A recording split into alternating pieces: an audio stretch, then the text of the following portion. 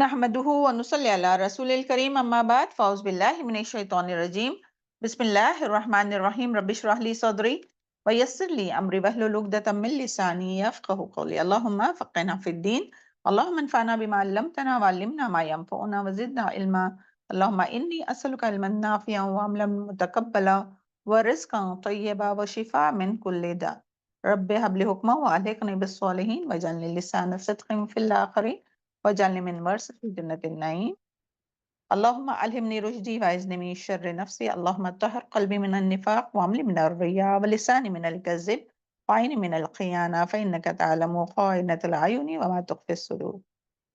آمین ثم آمین۔ اللہ تعالی ہم سب کی ان دعاؤں کو قبول فرمائے۔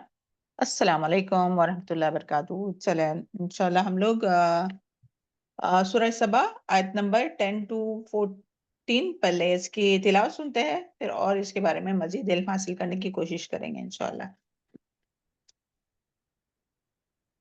اعوذ باللہ من الشیطان الرجیم بسم اللہ الرحمن الرحیم وَلَقَدْ آتَيْنَا دَاوُودَ مِنَّا فَضْلًا يَا جِبَالُ أَوِّبِي مَعَهُ وَالطَّيْرَ وَأَلَنَّا لَهُ الْحَدِيدَ أَنِ اعْمَلْ سَابِغَاتٍ وَقَدِّرْ فِي السَّرْدِ وَاعْمَلُوا صَالِحًا إِنِّي بِمَا تَعْمَلُونَ بَصِيرٌ وَلِسُلَيْمَانَ الرِّيحَ غُدُوُّهَا شَهْرٌ وَرَوَاحُهَا شَهْرٌ وَأَسَلْنَا لَهُ عَيْنَ الْقِطْرِ وَمِنَ الْجِنِّ مَن يَعْمَلُ بَيْنَ يَدَيْهِ بِإِذْنِ رَبِّهِ وَمَن يَزِغْ مِنْهُمْ عَنْ أَمْرِنَا نُذِقْهُ مِنْ عَذَابِ السَّعِيرِ يَعْمَلُونَ لَهُ مَا يَشَاءُ مِنْ مَحَارِيبَ وَتَمَاثِيلَ وَجِفَانٍ كَالْجَوَابِ وَخُدُرٍ الرَّاسِيَاتِ اعْمَلُوا آلَ دَاوُودَ شُكْرًا وَخَلِيلٌ مِّنْ عِبَادِيَ الشَّكُورُ فَلَمَّا قَضَيْنَا عَلَيْهِ الْمَوْتَ مَا دَلَّهُمْ عَلَى مَوْتِهِ إِلَّا دَابَّةُ الْأَرْضِ تَأْكُلُ مِنْ سَأْتِهِ فَلَمَّا خَرَّ تَبَيَّنَتِ الْجِنُّ أَن لَّوْ كَانُوا يَعْلَمُونَ الْغَيْبَ مَا لَبِثُوا فِي الْعَذَابِ الْمُهِينِ ربنا تقبل منا انك انت السميع العليم وتب علينا انت التواب الرحيم۔ جزاک اللہ خیر، بارک اللہ فی علمک وصالح عملک۔ اعوذ باللہ من الشیطان الرجیم بسم اللہ الرحمن الرحیم رب اشرح لی صدری ویسر لی امری واحلل عقدۃ من لسانی یفقہوا قولی۔ دیکھیے ہم لوگ کی لاسٹ جو آیت ہوئی تھی سورہ سبا کی آیت نمبر 9، اس میں کیا تھا؟ آخر جو تھا وہ ان فی ذالک لآیۃ لکل عبد منیب، کہ اس میں البتہ بے شک اس میں نشانی ہے ہر ایک چیز کے، ہر ایک البتہ ایک نشانی ہے ہر رجوع کرنے والے بندے کے لیے۔ تو یہاں جو آگے سے جو ہے وہ اللہ تعالیٰ نے پھر وَلَقَدْ آتَيْنَا داؤد علیہ السلام کا ذکر کیا ہے۔ تو داؤد علیہ السلام بھی کیا تھے؟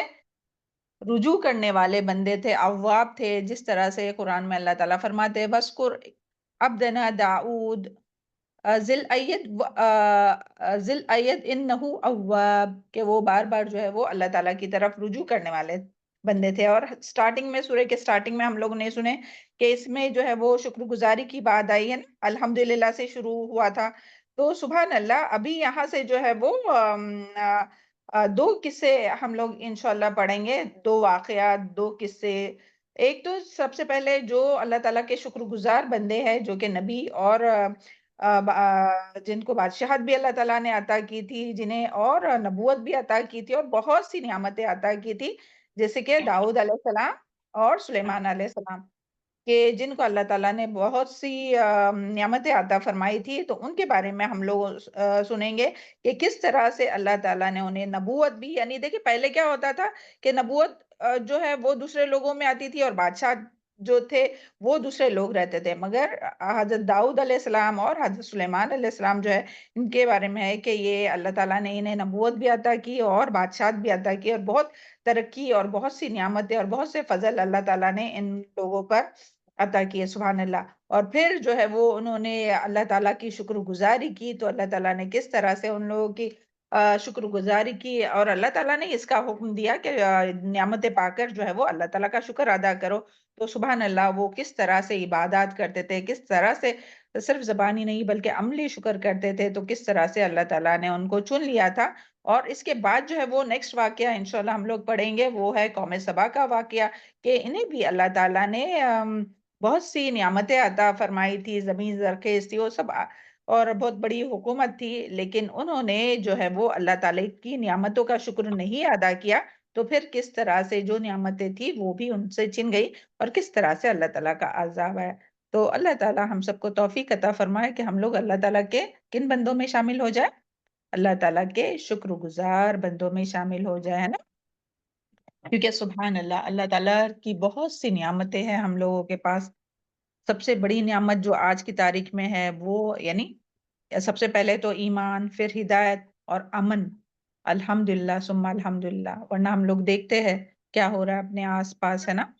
تو اللہ تمام مسلمانوں کو اور ہم سب پر، اور فلسطین میں، انڈیا میں، ہر جگہ پر امن و امان قائم کرے، اور اللہ تعالیٰ ہم سب کو اپنے فضل سے اپنا فضل عطا فرمائے، اپنی رحمت عطا فرمائے۔ تو چلے تھوڑا سا ہم لوگ دیکھتے ہیں حضرت داؤد علیہ السلام کے بارے میں، اپنی آیت پر آتے اوکے انشاءاللہ۔ اعوذ باللہ من الشیطان الرجیم۔ حضرت داؤد علیہ السلام، نام و نسب حلیہ، یہ جو ہے وہ جو آپ کے پاس اسکرین پر دکھایا جا رہا ہے، یہ قصص الانبیاء سے ہے، ہاں، جو کہ قرآن اور حدیث کی صحیح روشنی میں ہے، دارالسلام کی بک ہے۔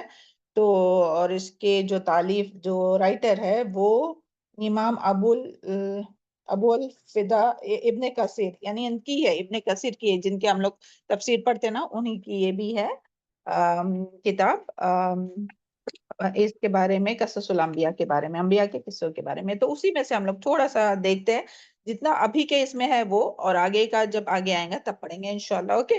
آپ کا یعنی کہ داؤد علیہ السلام کا نسب نامہ اس طرح سے ہے کہ داؤد بن اشیان بن اوید بن عامر بن سلمون بن نحشون بن امینات زب بن ارم بن حزرون بن فارس بن یہود بن یعقوب بن اسحاق بن ابراہیم علیہ السلام۔ وہب بن منبہ رحمۃ اللہ علیہ سے روایت ہے کہ حضرت داؤد علیہ السلام کا قد چھوٹا تھا، آنکھیں نیلی تھی، بال کم تھے اور دل پاکیزہ تھا۔ چھوٹے قد کے تھے، ہاں، آنکھیں نیلی تھی، بال کم تھے اور دل پاکیزہ تھا، سبحان اللہ۔ جب حضرت داؤد علیہ السلام نے، اور اس کا ذکر جو ہم لوگ پیچھے کہاں پڑھ چکے ہیں، سب سے پہلے سٹارٹنگ میں بقرہ سورہ میں، جی جی جی بالکل صحیح، سبحان اللہ، بارک اللہ فی علمک۔ جب حضرت داؤد علیہ السلام نے جالوت کو قتل کیا تو آپ کو بنی اسرائیل میں عزت اور ہر دل عزیزی حاصل ہو گئی، آخر کار آپ کو بادشاہ بنایا گیا، اللہ تعالیٰ نے آپ کو نبوت بھی عطا فرمائی، اور اس طرح نبوت اور حکومت ایک ہی فرد میں جمع ہو گئی۔ اس سے پہلے بادشاہ اور قبیلے کے ہوتا تھا اور نبی کسی اور قبیلے کا ہوتا تھا، مگر داؤد علیہ السلام سے جو ہے وہ کیا ہوا، کیا بادشاہت اور نبوت بھی ایک ہی قبیلے میں، ایک ہی فرد کو یعنی ملی، داؤد علیہ السلام کو، اور اسی طرح ان کے بیٹے سلیمان علیہ السلام کو۔ اور اس کا ذکر جو ہے وہ اس میں آتا ہے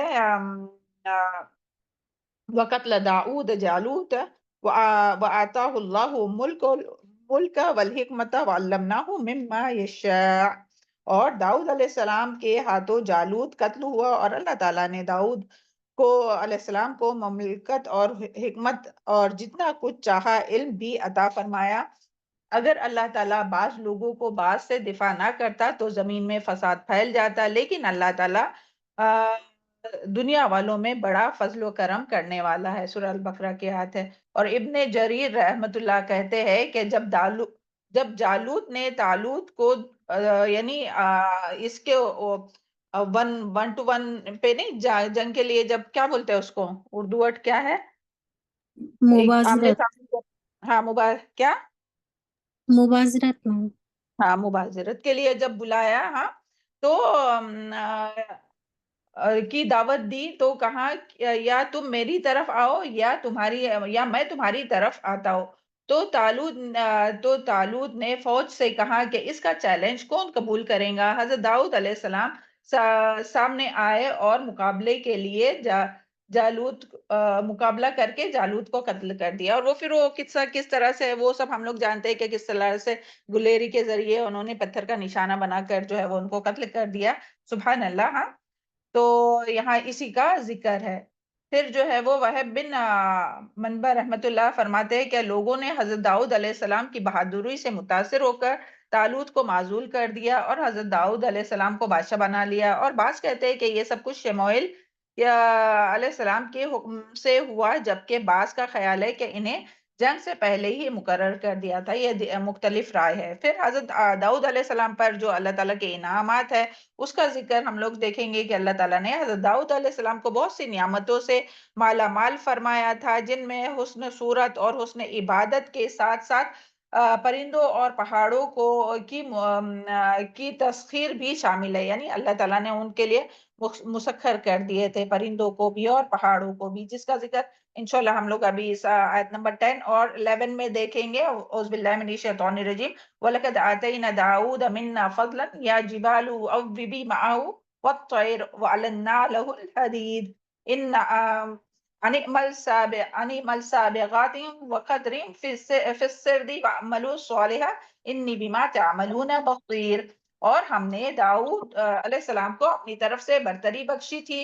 اسے اے پہاڑوں، اور اللہ تعالیٰ نے ہی حکم دیا تھا پہاڑوں کو، اے پہاڑوں ان کے ساتھ تسبیح کرو، اور پرندوں کو ان کے ارد گرد جمع کر دیا، اور ان کے لیے ہم نے لوہے کو نرم کر دیا کہ کشادہ زرے بناؤ، اور کڑیوں کے انک کو اندازے سے جوڑ دو، اور نیک عمل کرو. جو عمل تم کرتے ہو میں ان کو دیکھنے والا ہوں. یہی آیت ہے.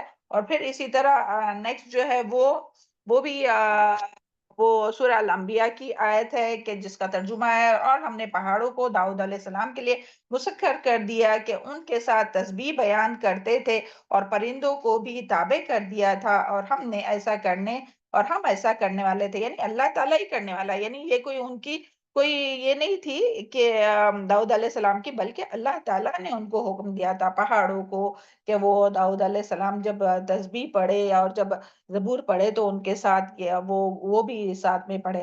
اور ہم یہ ایسا کرنے والے تھے، اور ہم نے تمہارے لیے ان کو ایک طرح کا لباس بھی بنانا سکھایا تھا. یعنی کہ زرہ جو اس کے ٹائم پہنی جاتی ہو. آگے آیت کے مطابق ہم لوگ پڑھیں گے تو دیکھیں گے انشاءاللہ، جو جنگ کے وقت جو فوجی لوگ پہنتے ہیں. تم کو لڑائی کے ضرر سے بچانے کے لیے بس تمہیں شکر گزار ہونا چاہیے. دیکھیں بار بار اللہ تعالیٰ کیا جب بھی نعمت دے رہے تو کیا فرما رہے کہ تمہیں شکر گزار ہونا چاہیے، تمہیں شکر گزار ہونا چاہیے. الحمدللہ اللہ تعالیٰ ہم سب کو بھی توفیق عطا فرمائے. جو کچھ نعمتیں ہم لوگوں کے پاس ہے اس کا بہت زیادہ کثرت سے شکر کرے. اب کس طرح سے شکر کرنا وہ انشاءاللہ ہم لوگ آیت کی تفسیر میں دیکھیں گے. اوکے. حضرت داؤد علیہ السلام کے ہاتھ میں لوہا نرم ہو جاتا تھا. انہیں وہ صفت اور معجزہ کے طور پر عطا کیا گیا تھا. یہ بھی ممکن ہے کہ اللہ تعالیٰ نے آپ کو لوہا نرم کرنے کا ہنر سکھا دیا ہو تاکہ اس کی ذرے بنا کر جنگ میں پہنی جائے اور دشمن کے حملے سے دفاع ہو سکے. قتادہ رحمت اللہ علیہ فرماتے ہیں کہ اللہ تعالیٰ نے آپ کے لیے لوہا نرم کر دیا تھا، یعنی آپ کو لوہے کی چیزیں بنانے کے لیے آگ یا ہتھوڑے کی ضرورت نہیں ہوتی. حالانکہ لوہا کتنا سخت رہتا ہے کہ اس کو استعمال کرنے کے لیے، بنانے کے لیے اسے کچھ آگ میں تپانا پڑتا ہے، ہتھوڑی مارنا پڑتی ہے نا. یہ دیکھتے ہیں ہم لوگ گولڈ سمتھ کی دکان پہ کبھی گئے ہوں گے، ابھی نہیں تو پہلے اس زمانے میں جو رہتی تھی سبحان اللہ، تو وہ کس طرح سے وہ لوگ بناتے تھے. تو لیکن اللہ تعالیٰ نے داؤد علیہ السلام کے ہاتھ میں، یعنی جس طرح سے آٹا کیسے ہم لوگ جب گوندتے ہیں تو نرم ہو جاتا ہے، تو اسی طرح لوہے کو اللہ تعالیٰ نے داؤد علیہ السلام کے ہاتھ میں نرم کر دیا تھا. سبحان اللہ. اور ٹھنڈے لوہے کے ساتھ ہاتھ سے موڑ کر جو چاہتے بنا لیتے. سب سے پہلے آپ نے لوہے کے ہلکے جوڑ کر ذرہ بنایا، اور یہ بھی بنانے کا حکم اللہ تعالیٰ نے انہیں دیا کہ ذرے بنانے کا، اور پھر کس طرح سے بنانے کا وہ بھی اللہ تعالیٰ نے ہی انہیں سکھایا. اس سے پہلے بچاؤ کے لیے لوہے کے تختے استعمال ہوتے تھے، یعنی جب جنگ ہوتی تھی نا، جب جہاد ہوتا تھا، جب مسلمان دشمنوں سے، کافر و مشرکوں سے لڑتے تھے، تو وہ بس لوہے کی تختی ایسے ہاتھ میں پکڑتے تھے. وہ بھی آپ لوگوں کو پتا ہوگا کہ کس طرح وہ اسے رہتی تھی. اور لیکن بعد میں جو ہے وہ داؤد علیہ السلام کے زمانے سے داؤد علیہ السلام نے فرسٹ ٹائم جو ہے وہ پہننے والے جو ذرے جو جنگ کے لیے پہنے جاتے ہیں وہ بنایا انہوں نے اللہ تعالیٰ کے اذن سے اور اللہ تعالیٰ کے حکم سے. ابن شوذب کا کہنا ہے کہ آپ روزانہ ایک ذرہ بنا لیتے تھے جو 6000 درہم کی بک جاتی تھی. رسول اللہ علیہ وسلم نے فرمایا اللہ کے نبی حضرت داؤد علیہ السلام بھی اپنے ہاتھ کی کمائی کھاتے تھے. دیکھیں وہ تو تھے تو بادشاہ، لیکن وہ بادشاہی سے جو مل رہا تھا ان کے پاس جو کچھ تھا اس سے نہیں کھاتے تھے. کس سے کھاتے تھے؟ اپنے ہاتھ کی کمائی کھاتے تھے. اور تمام انبیاء کا یہی تھا کہ وہ ان کے پاس سب کچھ رہنے کے باوجود بھی اپنے ہاتھوں کی کمائی کھاتے تھے، اپنے ہاتھوں سے کام کرتے تھے. ہم لوگ نبی صلی اللہ علیہ وسلم کے بھی بارے میں جانتے کہ کس طرح سے اپنے ہاتھوں سے وہ کماتے تھے اور کس طرح سے اپنا کام خود کرتے تھے. تو اس سے بھی ہم لوگوں کے لیے بہت بڑا یہ بات پتہ چلتی ہے کہ کوئی بھی پیشہ ہو، کوئی بھی عہدہ ہو، اس کو حقیر نہیں سمجھنا چاہیے. بس انسان ہاتھ سے کماتا ہے اور حلال کی کمائی ہے تو کافی ہے. لیکن ہم لوگوں کا کیا ہے کہ ہاں لوہار کو دیکھ کے یعنی ابھی کوئی لوہار کو دیکھیں گا تو ارے ہاں وہ تو لوہار ہے، ارے وہ تو موچی ہے، ارے وہ تو ٹیکسی ڈرائیور ہے. یہ ہم لوگوں نے یہ تقسیم کیا ہے. مگر جو بھی حلال کی کمائی کرتا ہے، اپنے ہاتھوں سے کھاتا ہے، تو وہ بہت بڑی بات ہے. اس میں کسی کوئی بھی یعنی طبقے کو، یعنی کوئی بھی سورس آف ارننگ کو چھوٹا یا کمتر نہیں سمجھنا چاہے جب تک وہ اپنے ہاتھوں سے کما کر کھاتا ہے نا. سبحان اللہ. اور پھر اسی طرح سورہ سعد میں بھی ہم لوگ انشاءاللہ پڑھیں گے. اور ہمارے بندے داؤد، ترجمہ ہے سورہ سعد کی آیت نمبر 17 to 20.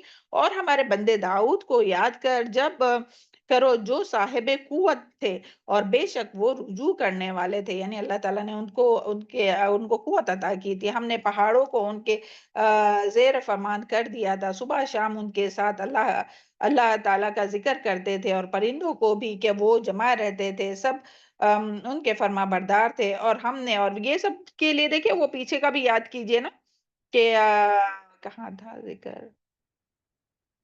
اچھا ان کے بیٹے سلیمان علیہ السلام کا ہدہد کا ذکر نا وہ سورہ نمل میں. اوکے. اور ہم نے ان کی بادشاہی کو مستحکم کیا اور ان کو حکمت عطا فرمائی، یعنی بادشاہی بھی عطا فرمائی اور حکمت بھی عطا فرمائی، یعنی درست فیصلہ کرنے کی جھگڑے کے بات میں یا کوئی بھی بات میں درست فیصلہ کرنے کی صلاحیت بھی اللہ تعالیٰ نے. تو یہ بھی ایک احسان تھا داؤد علیہ السلام کے اوپر. اللہ تعالیٰ کا یہ بھی فضل تھا کہ صحیح فیصلہ کرنے کی قوت عطا فرمائی تھی. اللہ تعالیٰ ہم لوگوں کو بھی ہر وقت صحیح فیصلہ کرنے کی توفیق عطا فرمائے نا.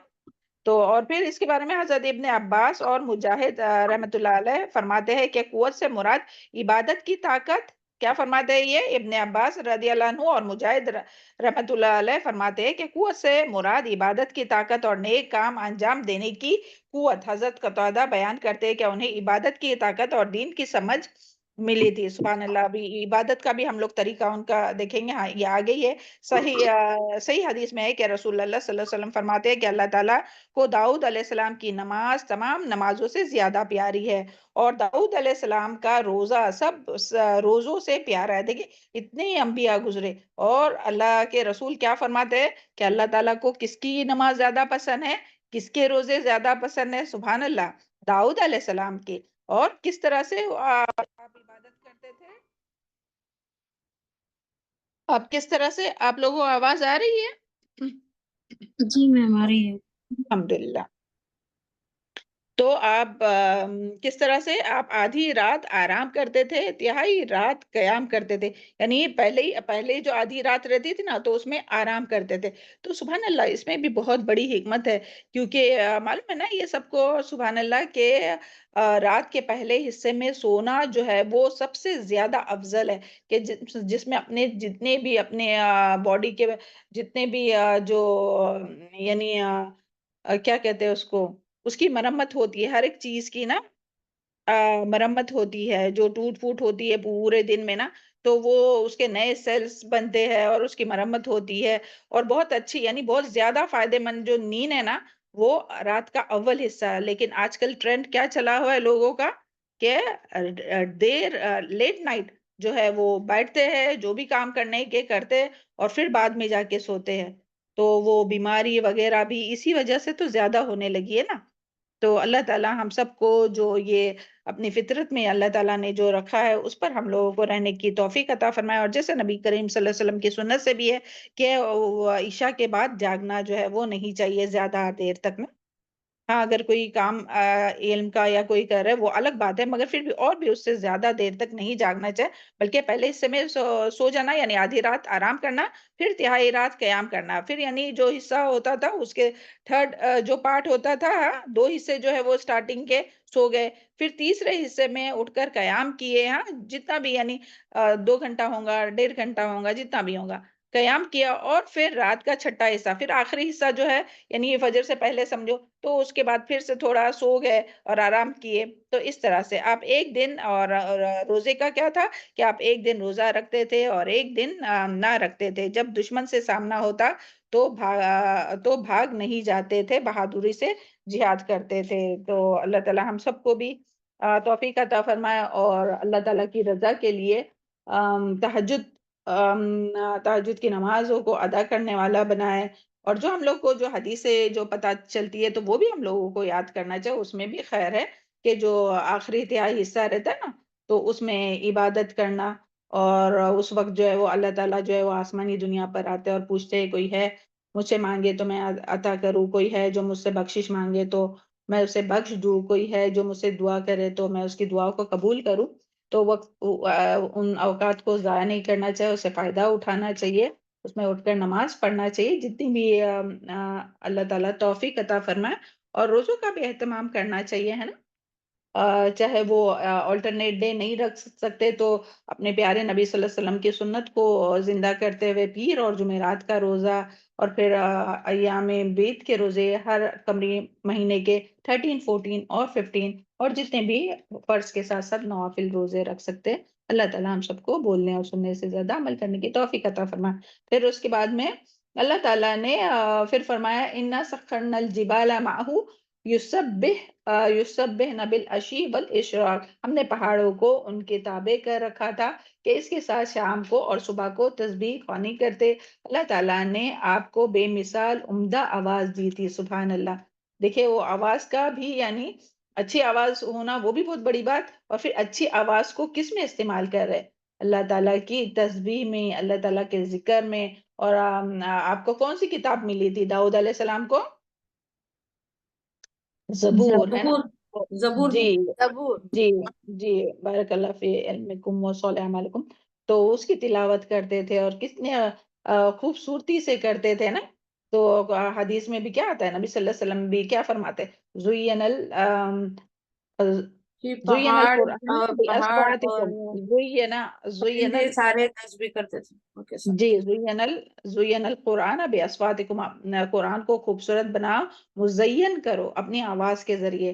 تو سبحان اللہ وہ اتنی عمدہ آواز اللہ تعالیٰ نے ان کو عطا کی تھی، تو وہ استعمال بھی اس کا اتنا اچھا کرتے تھے کہ بہت اچھی آواز میں جو تھے وہ زبور کی تلاوت کرتے تھے اور تسبیح کرتے تھے۔ تو یعنی وہ اتنی اچھی تسبیح کرتے تھے کہ، اور اللہ تعالیٰ نے بھی آیت میں آگے آئیں گا کہ اللہ تعالیٰ نے حکم دیا تھا کہ پہاڑوں کو کہ تم بھی داؤد علیہ السلام کے ساتھ تسبیح کرو اور یہ کرو، اور پرندوں کو بھی۔ تو سب جو ہے وہ اتنی خوبصورتی کا ایک سما، یعنی سوچو جب ہم لوگ کوئی اچھے قاری کی سنتے ہیں آواز، تلاوت سنتے تو کتنا اچھا لگتا ہے۔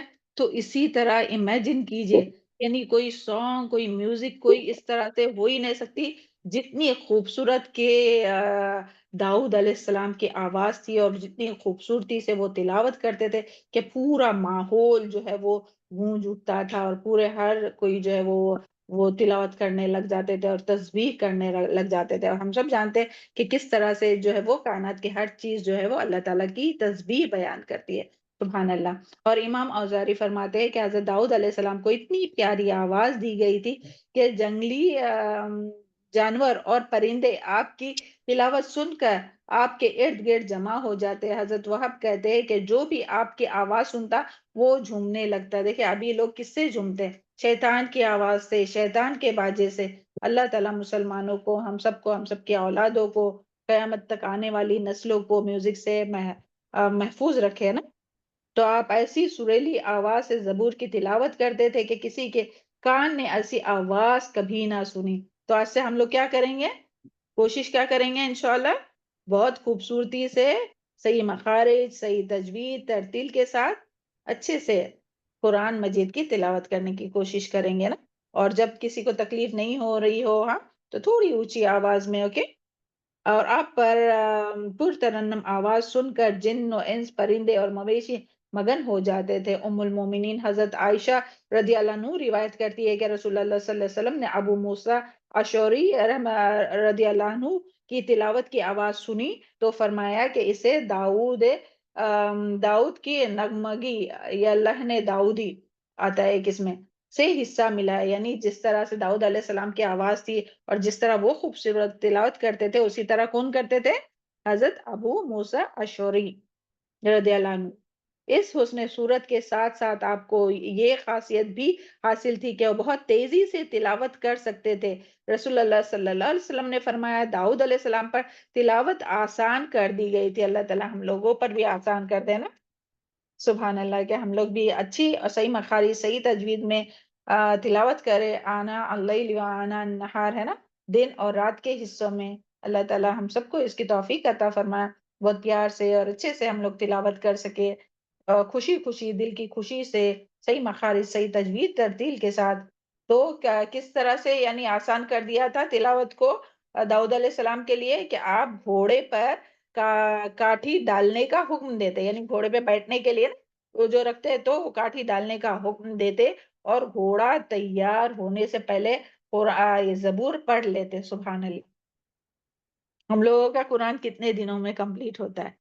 1 سال، 2 سال، 6 مہینے، 4 مہینے، 1 مہینے. اللہ تعالیٰ ہم لوگوں کی تڑپ اور طلب پیدا کرے کہ ہم لوگ بھی زیادہ سے زیادہ تلاوت کریں.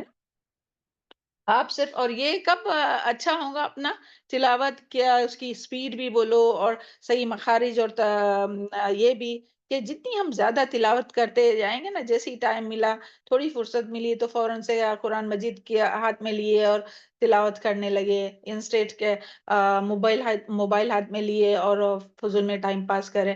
تو اللہ تعالیٰ ہم سب کے حال پر رحم فرمائے نا. یہ تلاوت تدبر اور خوشی کے ساتھ ہوتی ہے. ایسا خوشو کے ساتھ ہوتی ہے، یعنی ایسا نہیں کہ وہ اتنا فاسٹ پڑھتے تو اس میں خوشو اور تدبر نہیں تھا، نہیں، بلکہ تدبر اور یہ تلاوت جو ہے وہ تدبر کے ساتھ، یعنی سوچ سمجھ کے، یعنی اس کے معنی پر غور و فکر کرتے ہوئے خوشو کے ساتھ کرتے تھے. ہاں، اور کرتے تھے. اللہ تعالیٰ کا ارشاد ہے آتے نہ داؤد زبورا، اور ہم نے داؤد علیہ السلام کو زبور عطا کیا. سورہ نساء کی آیت ہے. اور ماہ رمضان میں نازل ہوئی تھی، اور یہ بھی جو ہے وہ رمضان میں نازل ہوئی تھی، اور اس میں بعض اور حکمت کی باتیں ہیں زبور میں.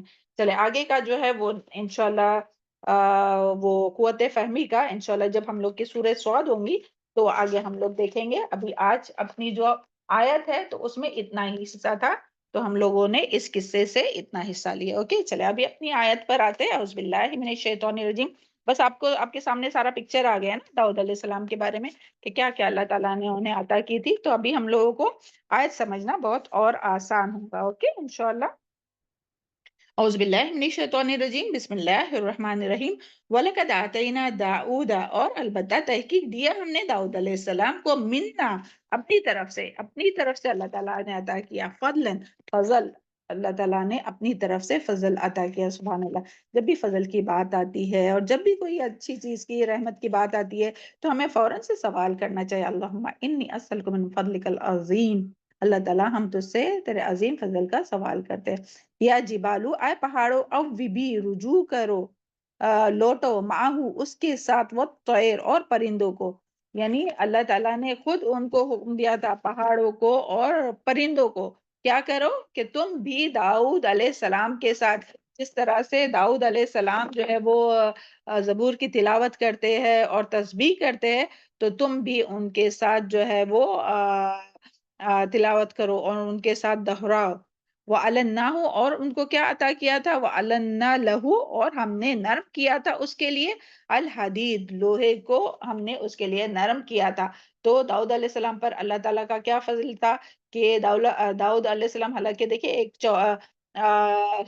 پیشے سے پہلے جو تھے وہ کیا تھے؟ شیفرڈ تھے ہے نا. اور تمام ہم لوگوں نے دیکھے موسٹلی جو ہے وہ تمام جو یہ تھے وہ انبیاء کا پیشہ جو تھا وہ کیا تھا؟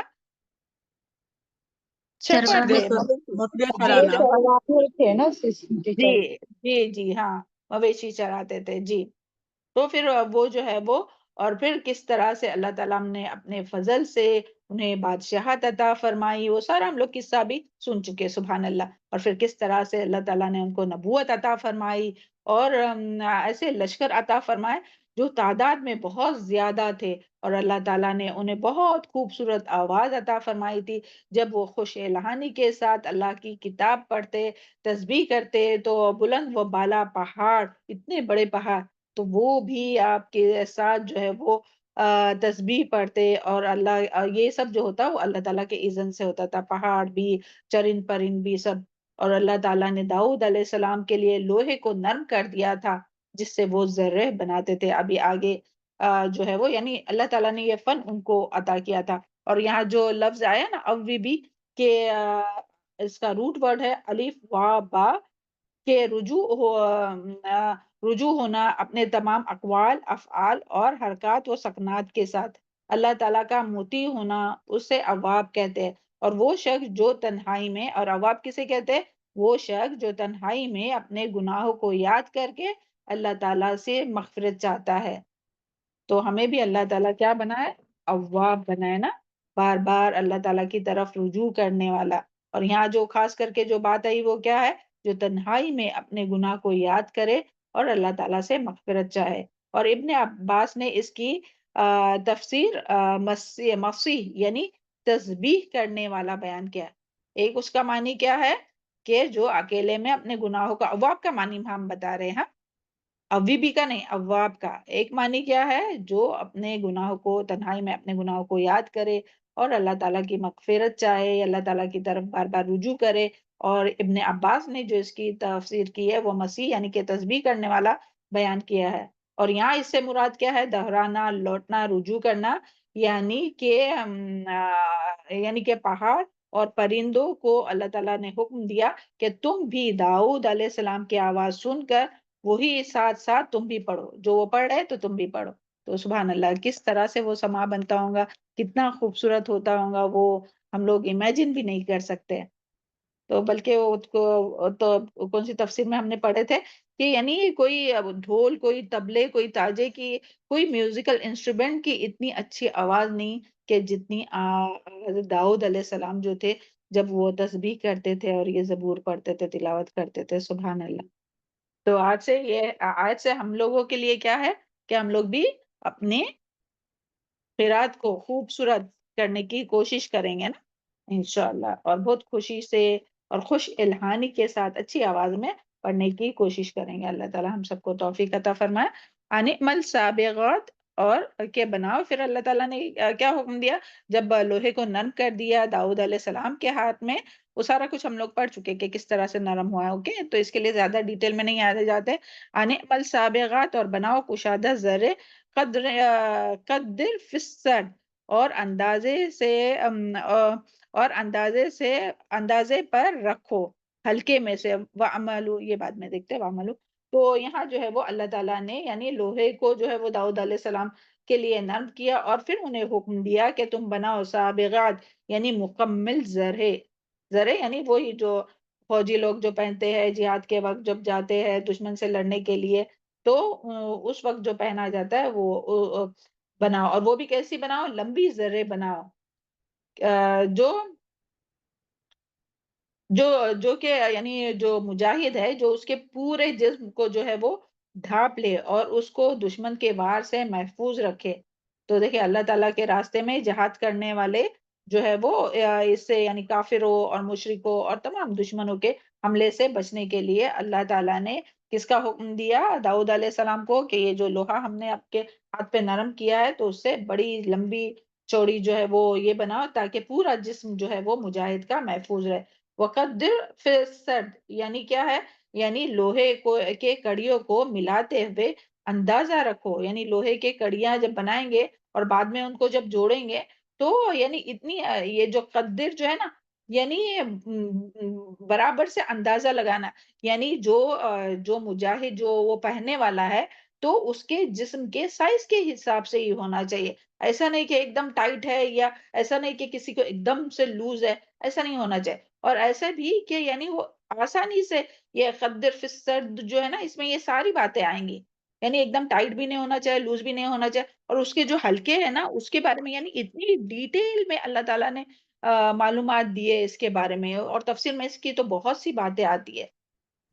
تو یعنی وہ کس طرح سے ہونی چاہیے کہ وہ حرکت کرنے میں بھی آسانی، یعنی جو کڑیاں کڑیاں ہے نا تو جب اس کو جوڑیں گے تو ایسی فلیکسیبل ہونا چاہیے کہ آسانی سے ہاتھ اٹھائے نیچے رکھے، وہ ایسی ایک دم ٹائٹ ایسا نہیں ہو کہ وہ موومنٹ کرنا ہی مشکل ہو جائے. تو اس کے لیے یعنی اندازے سے برابر اندازے سے اور تاکہ آسانی سے حرکت کرنے میں جو ہو وہ آسانی ہو. تو اس طرح سے جو ہے وہ اللہ تعالیٰ نے ذرے بنانے کے لیے، اور سب سے پہلے جو ہے نا وہ داؤد علیہ السلام نے ہی یہ بنائے تھے. اس سے پہلے جو ہے وہ ہم نے بتایا کہ وہ بس وہ ایسی تختے کی طرح لوہے کی وہ ہاتھ میں لیتے تھے. مگر سب سے پہلے جو ہے وہ داؤد علیہ السلام نے بنایا. اور کس کے اس میں انسٹرکشن میں؟ اللہ تعالیٰ نے ہی ان کی رہنمائی کی کہ کس طرح سے، جس طرح سے کشتی بنانے کا حکم کس کو دیا تھا اور کس نے بنایا تھا؟ نوح علیہ السلام نوح نے. علیہ علیہ السلام. السلام. اور اس کا بھی انسٹرکشن پورا کس نے دیا؟ اللہ اللہ تعالیٰ تعالیٰ نے نے. دیا اس طرح سے بنانا. تو اسی طرح یہ بھی بنانے کا حکم سبحان اللہ. یعنی ہر چیز جو لوٹتی ہے نا وہ اللہ تعالیٰ کی ہی طرف ہے. اور آج کل کے لوگ سمجھتے کہ ہم بہت سمجھدار اور بہت قابل ہو گئے، حالانکہ ساری جو ہے اسٹارٹنگ میں جو بھی چیز آئی وہ اللہ تعالیٰ کے اذن سے، اور ابھی بھی اللہ تعالیٰ ہی انہیں دماغ دیتا ہے تبھی تو. اور جو چیزیں ہیں وہ بھی تو اللہ تعالیٰ کی ہے، کسی کی خود کا تھوڑی کچھ کمال ہے. اور قدر کا معنی ہے اس کا اندازے سے رکھنا ہے، پوری تربیت کے ساتھ ضرورت کے مطابق رکھنا ہے. اور سرد یعنی ہلکے، اس سے پتہ چلتا ہے کہ ہر کام جو ہے وہ خوبصورتی کے ساتھ ہو، احسان کے ساتھ ہو اور ایک دم پرفیکشن پہ ہو. یعنی ایسا نہیں کہ ایسی بنا کہ وہ پہننے کے بعد وہ مومنٹ ہی نہیں ہو یا ایک دم ٹائٹ ہو یا لمبا ہو ایک دم. تو ہر چیز جو بھی ہم لوگ کام کر رہے، دین کا کام ہو، دنیا کا کام ہو، کوئی بھی کام ہو، کھانا بھی بنا رہے تو ہر کام کس سے کرنا چاہیے؟ اخلاص کے ساتھ ساتھ کیا ہونا چاہیے؟ احسان ہونا چاہیے. نماز پڑھتے ہیں وہ بھی احسان کے ساتھ، ایسی نہیں کہ بس ہو گیا ہاں کام پورا کر دیے، تو ایسا نہیں ہونا چاہیے. اللہ تعالیٰ ہم لوگوں کو بولنے اور سننے سے زیادہ عمل کی توفیق عطا فرمائے. اس کے بارے میں امام قتادہ کہتے ہیں کہ ساری مخلوق میں سب سے پہلے حضرت داؤد علیہ السلام نے زریں بنائی تھی، اور ان سے پہلے لوہے کی صرف یہ ہو گیا تختیاں استعمال ہوتی تھی وار میں.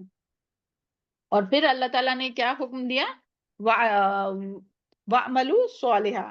پھر اللہ تعالیٰ نے حکم دیا داؤد علیہ السلام کو کہ انی بما تعملون بصیر، بے شک میں ساتھ اس کے جو تم عمل کرتے ہو دیکھنے والا. یعنی جو بھی عمل کر رہے ہیں ابھی چاہے تو آپ اس سے ریلیٹ کیجئے، جو ذرے بنانا ہے وہ ریلیٹ کیجئے، یا پھر یہ جو آگے جو یہ بات وعمل الصالحات یعنی اچھے عمل کرنے کے بارے میں، صالح اعمال کے بارے میں. تو اللہ تعالیٰ داؤد علیہ السلام کو اور ان کی قوم کو سب کے لیے یہ حکم ہے وَعَمَلُوا، اور عمل کرو صالح نیک عمل کرو. تو سب کے لیے یعنی جو بھی داؤد علیہ السلام اور ان کی جو قوم ہے تو سب کے لیے حکم ہے کہ شکرانے کے طور پر، کیونکہ سب کے اوپر یہ جو احسان تھا نا کہ ان کے لیے اتنی ساری چیزیں تھی، تو نیک عمل کرو. یعنی اللہ تعالیٰ نے تمہیں دین اور دنیا کی جن نعمتوں سے نوازا ہے اس پر شکر ادا کرنے کے لیے نیک عمل کرو. اس سے معلوم ہوتا ہے کیا؟ اللہ تعالیٰ جتنی زیادہ نعمتیں دیتا ہے تو اتنا ہی زیادہ اللہ تعالیٰ کا شکر ادا کرنا چاہیے. اور شکر کیا صرف زبان سے ہوتا ہے؟ شکر کس طرح سے ہوتا ہے؟ قولی، فعلی اور بدنی. جی، قولی، فعلی اور بدنی ہے نا. اپنی زبان سے بھی اللہ تعالیٰ کا شکر ادا کرنا چاہیے، پھر عمل بھی کر کے دکھانا چاہیے. عمل میں شکر کیسا ہوگا؟ اللہ تعالیٰ کی اطاعت کر کے، ہے نا. اللہ تعالیٰ کی نافرمانی یعنی جو اللہ تعالیٰ نے نعمت دی ہے اس کو اگر ہم لوگ اللہ تعالیٰ کی دی ہوئی نعمتوں کو اللہ تعالیٰ آنکھ جو ہے وہ اللہ تعالیٰ کی بہت بڑی نعمت ہے، زبان جو ہے وہ اللہ تعالیٰ کی بہت بڑی نعمت ہے، کان ہے، ہاتھ ہے، پیر ہے اور تمام نعمتیں، مال ہے، جو بھی ہے، جو بھی میم اپنے پاس ہے مالی عبادت سے بھی کر سکتے ہیں نا شکر ادا؟ جی جی مالی عبادتوں سے بھی کر سکتے ہیں، بالکل مالی عبادت بھی تمام جو ہے وہ یعنی سب کچھ دیا ہوا کس کا ہے؟ اللہ تعالیٰ کا ہی ہے، تو وہ اللہ تعالیٰ کی راستے میں استعمال کر کے، نہ کہ پھر جا کے وہ تھیٹر میں جا کے بیٹھے، پھر وہ میوزیکل یہ لے کر آئے اور وہ سنتے رہے، یعنی جو مال دیا ہے اس سے اور وہ کانوں سے وہ سنتے رہے، مال بھی غلط کام میں استعمال ہوا، کان بھی غلط کام میں استعمال ہوا، تو اس طرح سے نہیں ہونا چاہیے بلکہ زبان میم سے بہت بھی سارے دل سے بچے گٹار خرید کے لاتے ہیں نا مسلمانوں کے، وہ بھی تو غلط ہے نا میم، بہت سارے لوگوں کے جی گھر میں گٹار ہے۔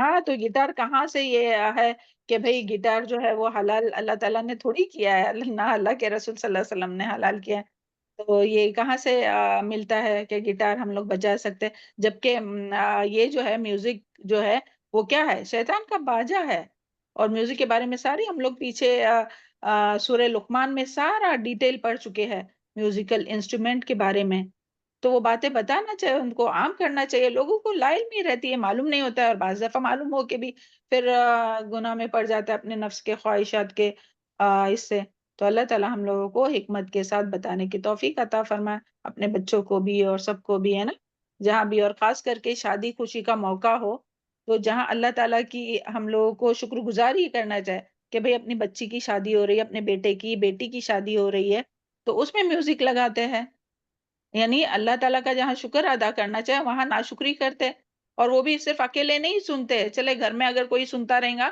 تو صرف اکیلا سنتا ہے، سب کو جتنے مہمان آئے ان کو سنا رہے ہیں، تو ٹیچر جتنے لوگوں نے سنا، اولاد کی محبت میں انسان سب کچھ بھلا دیتا ہے، یہ تو آج کل بہت بڑا ٹرینڈ چل رہا ہے، ماں تو عمل کرتی ہے بٹ بچے کے محبت میں سب کچھ بھول جاتے ہیں۔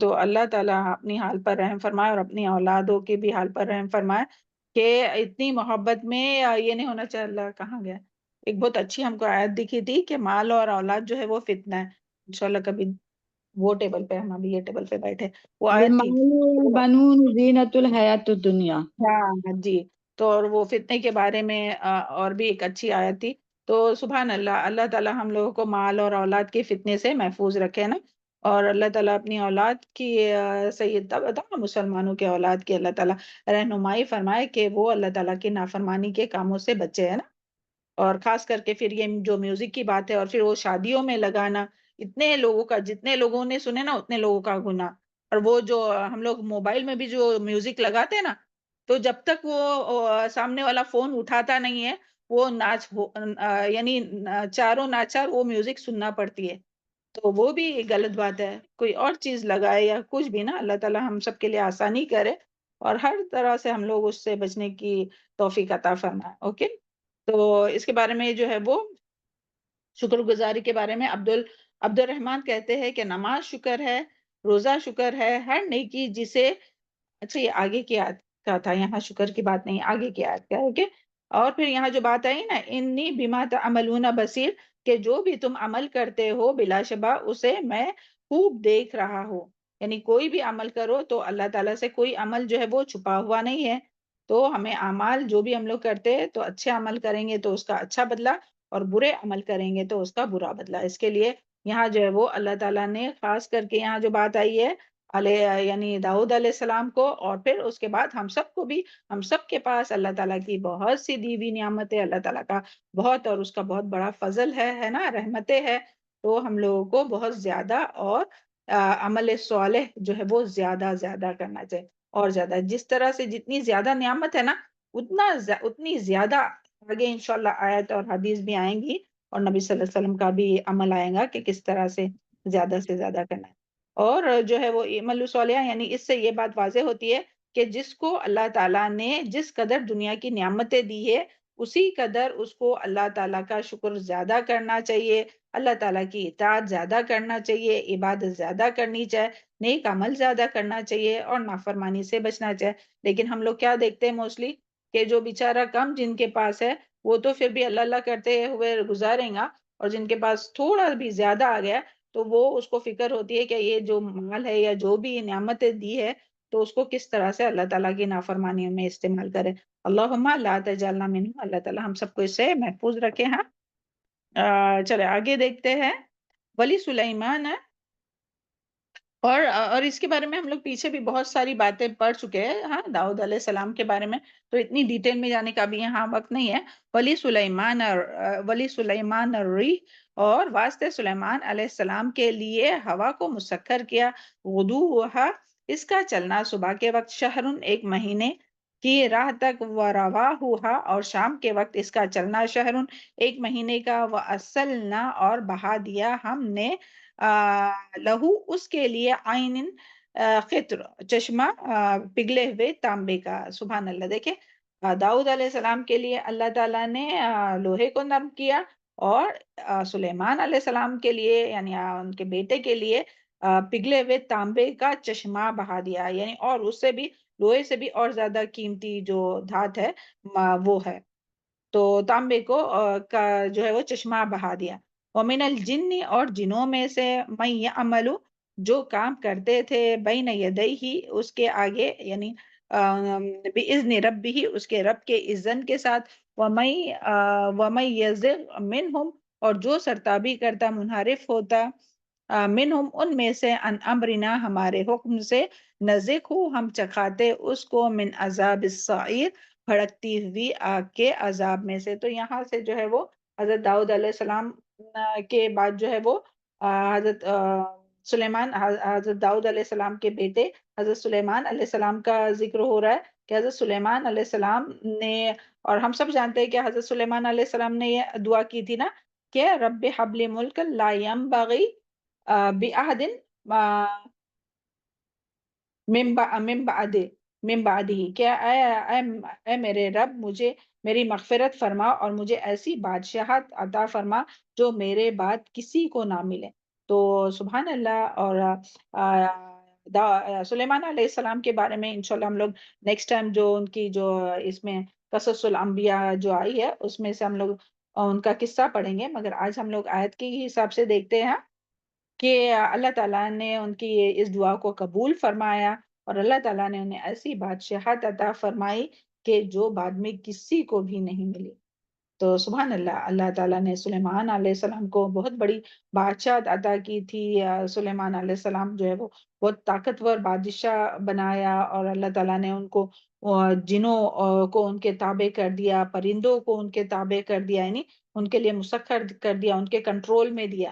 جنات کو جو اتنی بڑی مخلوق ہے، اور اسی طرح پرندوں کو اور ہواؤں کو ان کے لیے مسخر کر دیا، تابع کر دیا. وہ ان کے حکم کے مطابق چلتی تھی، ہوائیں بھی اور جو بھی یعنی جنات بھی جو تھے وہی ان کی فرما برداری کرتے تھے، جو وہ کام کرنے کے لیے کہتے تھے وہ کرتے تھے. اور حضرت سلیمان علیہ السلام کے حکم کے مطابق عمل کرتے تھے، اور پرندے حضرت سلیمان کے حکم کے مطابق کام کرتے تھے. اور اس کے بارے میں ہم لوگ سورہ نمل میں پیچھے پڑھ چکے ہیں. وہ ہدہد کا جو واقعہ تھا، وہ جب وہ سارے جو اپنے پرندوں کی یعنی سارے جتنے بھی ان کے لشکر تھے، ان کے لشکر جو تھے نا یعنی فوجی، تو اس میں صرف انسان نہیں تھے بلکہ جنات بھی تھے، اور پھر انسان بھی تھے، اور پرندے بھی تھے جن سے وہ کام لیتے تھے، یہ سارے جو کام لیتے تھے. تو جب وہ ایک بار ہدہد کو نہیں دیکھا تو وہ سارا واقعہ آپ کو یاد آ گیا ہوگا نا سورہ نمل میں. اوکے. اور پھر یہاں جو بات آئی ہے کہ گدوہا یعنی ہوا کو اللہ تعالیٰ نے جو ہے وہ سلیمان علیہ السلام کے لیے مسخر کیا تھا کہ گدوہا، اس کا چلنا صبح کے وقت، شہر، ایک مہینے کا، ورواہا، شہر، اور شام کے وقت اس کا چلنا ایک مہینے کا. یعنی اس کا مطلب کیا ہے کہ حضرت سلیمان علیہ السلام اپنے لاؤ لشکر سمیت تخت پر بیٹھ جاتے تھے. اتنا بڑا ان کا لاؤ لشکر تھے، اتنی ساری لوگ اور اتنی ساری چیزیں، تو بیٹھ جاتے تھے اور ہواؤں کو حکم دیتے تھے. تو ہوا اتنی تیز رفتاری سے ان کو لے جاتی تھی کہ ایک مہینے کا جو سفر تھا وہ صبح سے دوپہر تک ہو جاتا تھا، اور پھر دوپہر سے شام تک جو ہے وہ ایک مہینے کا سفر جو ہے وہ ہو جاتا تھا. یعنی اتنی اسپیڈ میں وہ ایک جگہ سے دوسری جگہ. تو ابھی ہمارے لیے یہ بات سمجھنا کیا مشکل ہے نا؟ یہ پلان کو دیکھ لو نا اپن نہیں. سبحان اللہ. دیکھیں کس طرح سے ہم لوگوں کو اللہ تعالیٰ نے، اور یہ سب سے پہلے پھر کس نے کیا، یہ بھی کہاں سے آیا، پلین کا کانسیپٹ کہاں سے آیا، یہی یہ بھی اللہ نے دیا. سلیمان علیہ السلام سے. سبحان اللہ. تو یہ کوئی بھی انسان یہ نہیں بول سکتا ہے کہ انوینٹ اس نے کیا ہے. یہ سب اللہ کی انوینشن ہے، اللہ تعالیٰ کی تخلیق ہے. سبحان اللہ کہ ایک ایک اتنے یعنی، اور اس کے لیے دیکھیں قرآن میں ڈال دی. تو پھر کیوں نہیں یہ جو بات ہے، جو کافر ہے، جو مشرک ہے، کیوں نہیں اس بات کو مانتے کہ اللہ تعالیٰ ہی ہے واحد؟ اور کیوں نہیں توحید کا اقرار کرتے؟ کیوں شرک کرتے ہیں؟ اللہ تعالیٰ سب کے حال پر سب سے پہلے تو اپنے ہی حال پہ رحم فرمائے اور اطاعت کرنے والا بنائے اللہ تعالیٰ کو، اور تمام انسانوں کو اللہ تعالیٰ کی اطاعت کرنے والا بنائے، اور اپنے نفس کے شر سے اور شیطان مردود کے شر سے محفوظ رکھے نا. تو یہ جو ہے وہ آج کی ہم کو تو سمجھنا اس کے لیے کچھ بھی مشکل نہیں ہے. اس ٹائم پھر بھی لوگوں کو سمجھنے کے لیے ہوگا. ہم لوگ ابھی ایک ساتھ بیٹھتے ہیں تو چند منٹوں میں، گھنٹوں میں اور دنوں میں جو ہے وہ دور کا سفر اگر رہا تو 1-2 دن میں بہت دور کا اگر رہا تو سبحان اللہ، تو کس نے یہ مسخر کیا ہم لوگوں کے لیے؟ تو جب ہم سفر میں جاتے تو کتنے اہتمام سے جانا چاہیے، کتنی دعائیں کرنا چاہیے. وہاں بھی آسمان پہ جا کر سجدہ کرنا چاہیے کہ زمین اور آسمان کے بیچ جہاں اللہ تعالیٰ ہمیں، جہاں کوئی چیز نہیں ہے، وہاں جب اللہ تعالیٰ ہمیں رزق کھلا سکتا ہے تو وہاں کیا ہم سجدہ نہیں کر سکتے؟ وہاں اپنے سجدے کے نشان چھوڑنا چاہیے جہاں کوئی نہیں سجدہ کرتا ہے. ہاں ویسے بہت لوگ جو سفر کرتے ہوں گے وہ کرتے ہوں گے، تو اللہ تعالیٰ ہم لوگوں کو بھی ان میں شامل کرے. پھر اس میں بھی لوگ وہ ٹی وی اور وہ سامنے رہتا ہے اسکرین، وہ اس پہ ٹائم پاس کرتے ہیں یا کان میں وہ ڈال کے بیٹھتے ہیں. تو اللہ تعالیٰ اپنے حال پر رحم فرمائے اور اس میں بھی عبادت کا مزہ اٹھائے ہم لوگ، اللہ تعالیٰ کا قرب کا احساس ہو ہم لوگوں کو کہ جتنے اوپر جا رہے اتنے اللہ تعالیٰ کے قریب. سبحان اللہ. ویسے تو نیچے رہ کے بھی قریب ہی ہے، کیونکہ اللہ تعالیٰ تو جہاں ہم لوگ وَإِذَا سَأَلَكَ عِبَادِي أَنِّي فَإِنِّي قَرِيبٌ، اللہ تعالیٰ تو قریب ہی ہے، اپنے اوپر جانے کی ضرورت نہیں ہے. پلین میں جائیں گے تو یہ قریب ہوں گا، مگر پھر بھی یہ فیل کرنا چاہے نا کہ اللہ تعالیٰ نے ہم کو زمین اور آسمان کے بیچ میں رکھا ہے، تو وہاں ہم لوگ عبادت کریں، وہاں ہم لوگ سجدے کریں، وہاں ہم لوگ قرآن کی تلاوت کریں، وہاں ہم لوگ دعا کریں، اور بہت زیادہ کثرت سے دعائیں مانگنا چاہے. مسافر کی دعا قبول ہوتی ہے. سبحان اللہ. تو اس میں ٹائم پاس کر کے سو کے پورا سو کے 2-3 گھنٹے سو کر اٹھتے ہیں. چلے سو بھی جائے تھوڑا تھکے ہوئے ہیں تو، مگر ایسا نہیں کہ پورا سوئے ہوئے ہیں. تو اللہ تعالیٰ آسان کرے ہم سب کے لیے عمل کرنا.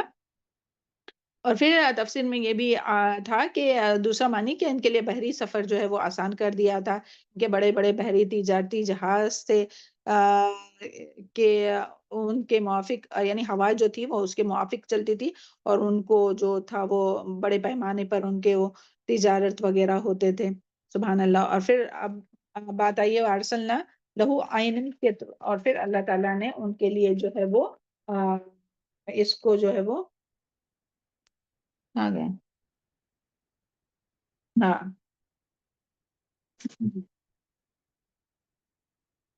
اور بہا دیا تھا ہم نے اس کے لیے چشمہ پگھلے ہوئے تانبے کا. یعنی اللہ تعالیٰ نے یعنی پہاڑوں سے جو ہے وہ تانبے کے چشمے بہا دیے تھے، اور یہ چشمے یمن میں ہے. اور اب اور ابھی یعنی ابھی بھی جتنے بھی لوگ تانبے کا استعمال کرتے نا، یہ سب وہاں سے ہی وہی جگہ سے جو ہے وہ نکلا ہوا جو اللہ تعالیٰ نے سلیمان علیہ السلام کے لیے بہایا تھا. تو وہاں سے ہی یہ جو ہے وہ مل رہا ہے. ابھی بھی لوگ جو استعمال کر رہے وہ تانبا وہیں سے اس کا تعلق ہے. تو اور اللہ تعالیٰ نے سلیمان علیہ السلام کے لیے نکالا تھا. اور پھر اس سے وہ کیا کرتے تھے کہ یہ ساری چیزیں انشاءاللہ ابھی آگے آئیں گی کہ وہ تانبے سے اور یہ سب چیزوں سے اور بھی کیا کیا بناتے تھے، اور کیا کیا وہ جنات سے کام لیتے تھے. اور جنات کو جو ہے وہ اللہ تعالیٰ نے وَمِنَ الْجِنِّ، اور جنوں کو ان کے لیے مسخر کر دیا تھا جو ان کے لیے یعنی مزدوری کا کام کرتے تھے. جیسے مزدور، جیسے غلام کام کرتے نا، تو اس طرح سے وہ ان کے لیے کام کرتے تھے. جنوں کے لیے جنوں کو ان کے کنٹرول میں دیا تھا، تو جو سلیمان علیہ السلام حکم دیتے تھے وہ وہی کام کرتے تھے. اور یہ بھی کس طرح سے ہوتا تھا؟ بِإِذْنِ رَبِّهِ، یعنی اس میں کوئی یعنی سلیمان علیہ السلام کی بات نہیں ہے. جس طرح سے عیسیٰ علیہ السلام کے بارے میں بھی آتا ہے نا کہ عیسیٰ علیہ السلام بھی جو کچھ کر رہے تھے اور کرتے تھے کہ وہ کوڑی کے یا برس کے بیمار کو یا اندھے کو شفا دیتے تھے، تو بار بار کیا ہے؟ بِإِذْنِهِ، اللہ تعالیٰ کے اذن سے نا. تو اسی طرح یہاں بھی کیا بات آ رہی ہے؟ بِإِذْنِ رَبِّهِ، اللہ تعالیٰ کے اذن سے ہی وہ جو ہے وہ یعنی اللہ تعالیٰ کے اذن سے ہی جو ہے وہ جنات جو تھے وہ سلیمان علیہ السلام کے لیے کام کرتے تھے اور ان کے لیے بڑی بڑی عمارتیں بناتے تھے، اور جو وہ کرتے تھے وہ اپنی خواہش کے مطابق نہیں بلکہ جو وہ کہتے تھے وہی کام کرتے تھے۔ وَمَن يَزِغْ، اور جو کوئی اگر سرتابی کرتا ہے یعنی کہ سرکشی کرتا ہے، بات نہیں مانتا تھا سلیمان علیہ السلام کی ان میں سے، تو ان کے لیے کیا ہوتا تھا پھر اللہ تعالیٰ کہتے ہیں کہ ہم ان کو مزہ چکھاتے تھے آگ کا۔ یعنی اس کے بارے میں آتا ہے کہ اللہ تعالیٰ نے جنات کو سلیمان علیہ السلام کے تابع کر دیا تھا، وہ مزدوروں کی طرح کام کرتے تھے، آپ کے لیے کرتے تھے، جو سلیمان علیہ السلام کہتے تھے وہی کرتے تھے۔ اللہ تعالیٰ نے ان جنات پر ایک فرشتہ مقرر کیا تھا، جو بھی سلیمان علیہ السلام کی نافرمانی کرتا تو فرشتہ اس کو مار کر جلا دیتا تھا، اور یہ کوڑا آگ کا تھا، یعنی کوڑا مار کے اس کو جلا دیتا تھا، اور یہ جو کوڑا تھا نا وہ بھی آگ کا تھا۔ یہ فتح قدیر میں اس کی یہ تفسیر آئی ہے، کیونکہ جنات جو ہے وہ کس کے بنے ہوئے تھے؟ وہ بھی آگ سے بنے ہوئے ہیں نا، جنات جو ہے وہ آگ سے، ان کی تخلیق آگ سے کی گئی، تو اس کے مارنے کے لیے بھی اور اس سے زیادہ یعنی اور زیادہ بھڑکتی ہوئی آگ کا کوڑا تھا، تو اس کے ذریعے ان کو جلایا جاتا تھا، ان کے اوپر اللہ تعالیٰ نے وہ فرشتہ مقرر کیا تھا۔ تو اس طرح سے اللہ تعالیٰ نے جنات کو بھی ان کے کنٹرول میں دیا تھا۔ تو یہ آج جو لوگ بولتے نا کہ ہاں ہم لوگ جنات کو کنٹرول میں رکھتے، تو یہ کوئی اس کی بات نہیں ہے کہ، اور وہ بھی غلط کام لیتے ہیں پھر ان سے، ہے نا، جو بابا لوگ رہتے ہیں جن کو وہ یہ اپنے قبضے میں لیتے ہیں اور پھر ان سے غلط غلط کام لیتے ہیں۔ تو اللہ تعالیٰ تمام مسلمانوں کی صحیح رہنمائی فرمائے نا، اور پھر وہ غلط غلط حکم دیتے ہیں، اور پھر یعنی جنات پھر وہ پورے اللہ تعالیٰ کی نافرمانی کے کام کرتے ہیں، پھر جا کے وہ ایک اچھی بات بتانے کی کوشش کرتے ہیں، اور اس میں بھی 100 جھوٹ ملا کر وہ کہتے ہیں، اور پھر لوگ سمجھتے کہ ہاں ان کو تو بہت غیب کا علم ہے۔ آگے انشاءاللہ ہم لوگ وہ دیکھیں گے کہ جنات کو جو ہے وہ غیب کا علم نہیں ہے۔ آگے دیکھیے یعملو، اور پھر وہ کیا کیا بناتے تھے جنات؟ یعملون لہو ما یشاء، وہ بناتے تھے اس کے لیے جو وہ چاہتا تھا، من محارب، یعنی کہ قلعوں میں سے، بلند عمارتوں میں سے، وتماثیل، اور تصویریں، وجفان اور لگن، کل جواب حوض کی طرح، وقدر راسیات، وقدور راسیات یعنی کہ دیگے گاڑی ہوئی، جمی ہوئی، اعملوا آل داؤد شکرا، کہ عمل کرو آل داؤد شکر کے طریقے پر، وقلیل من عبادی الشکور، اور کتنے کم میرے بندوں میں سے شکر گزار ہے۔ تو وہ کیا کیا یعنی جو جنات تھے سلیمان علیہ السلام کے لیے کیا کیا بناتے تھے؟ سب سے پہلے تو محارب کی بات آئی۔ محارب جو ہے وہ محراب کی جمع ہے، یعنی بلند جگہ یا اچھی عمارت، مطلب کہ بلند عمارت بناتے تھے، عالیشان عمارتیں بناتے تھے، قلعے بناتے تھے، مساجد اور معابد وغیرہ بناتے تھے، کیونکہ دیکھیں ان کی جو یہ تھی لشکر جو تھا اتنا بڑا تھا، تو ان کو رہنے کے لیے کتنی بڑی بڑی عمارتیں اور کتنے بڑے بڑے قلعے چاہیے رہیں گے، انسانوں اور جنات اور سب کا لشکر تھا، اور اتنی بڑی بادشاہ تھی، اتنی بڑی سلطنت تھی، تو اس سب کے لیے وہ سارے جو ہے وہ جنات بڑی بڑی عالیشان عمارتیں بناتے تھے، قلعے بناتے تھے۔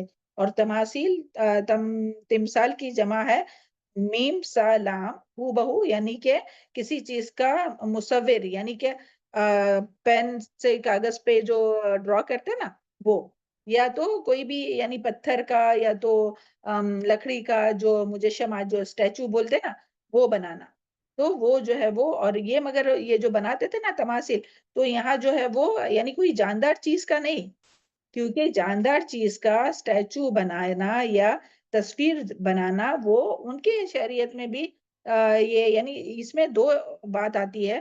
اگر ہم نے ڈاکٹر اسحاق صاحب کا جو سننے تھے اس میں تو وہ یہی کہہ رہے تھے کہ نہیں، ان کے زمانے میں بھی یہ یعنی حرمت تھی اس کی، جس طرح سے ہم لوگوں کے آج ہم لوگوں کے لیے کیا جائز ہے یہ اسٹیچو بنانا یا تصویر بنانا؟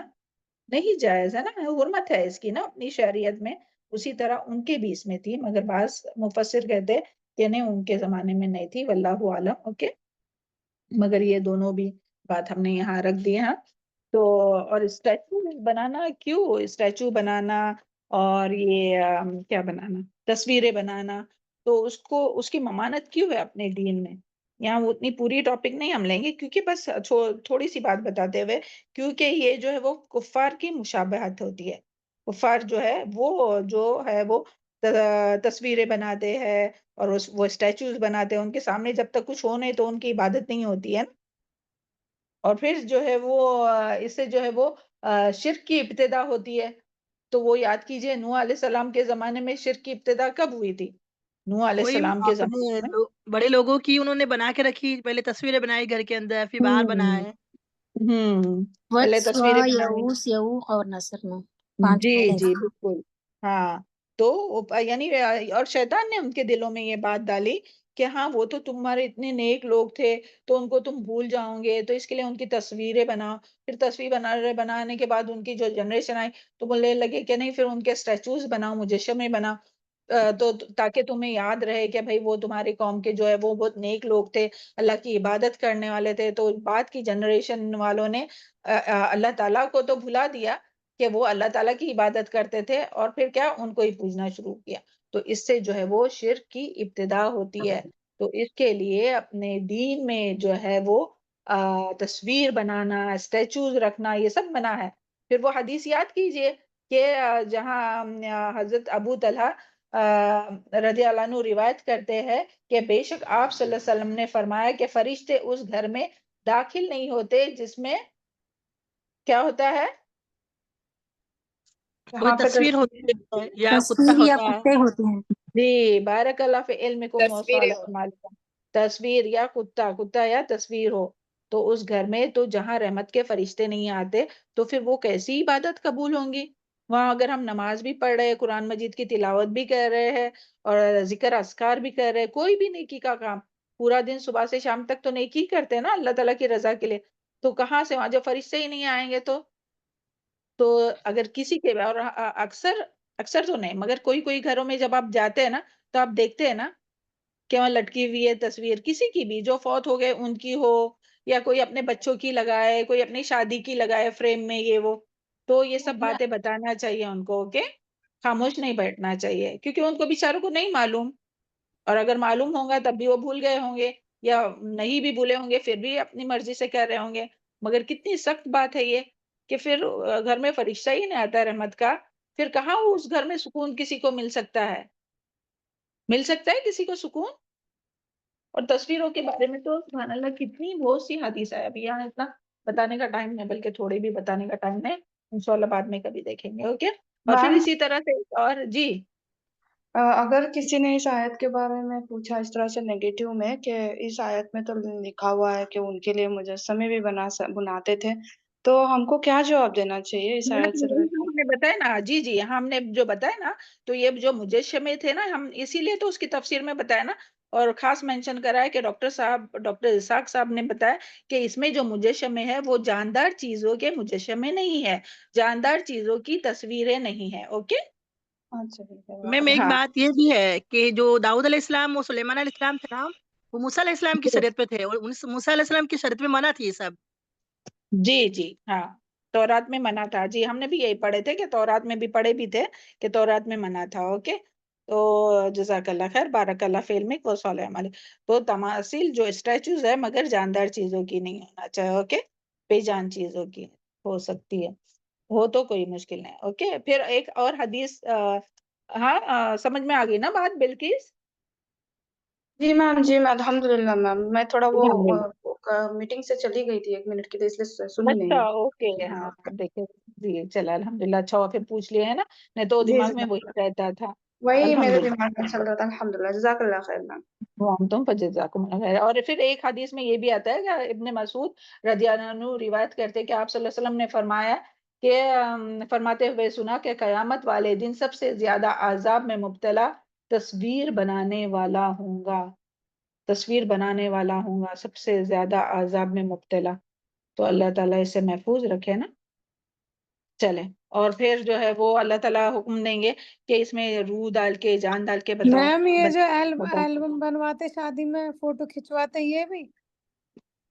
تو ساری ابھی اس کے بارے میں بہت بڑی بات ہوں گی مگر ہم لوگ کو اوائڈ کرنا چاہیے۔ اوکے، اور اس کے بارے میں انشاءاللہ پھر کبھی ہم لوگ بات کریں گے تفسیر میں، اور اوکے مختلف اس کے بارے میں جو رائے ہے مگر حدیث اور سنت کے حساب سے، تو چلے انشاءاللہ اس کے بارے میں بعد میں ہی بات کریں گے انشاءاللہ۔ اوکے، اپنی طرف سے ہم لوگ کو بچنے کی کوشش کرنا چاہے، بس اللہ تعالیٰ ہی بچائے۔ چلے آگے جلدی سے دیکھتے ہیں کتنا ٹائم باقی ہے، بس یہ تھوڑا سا ہی باقی رہتا ہے اپنا، ہاں۔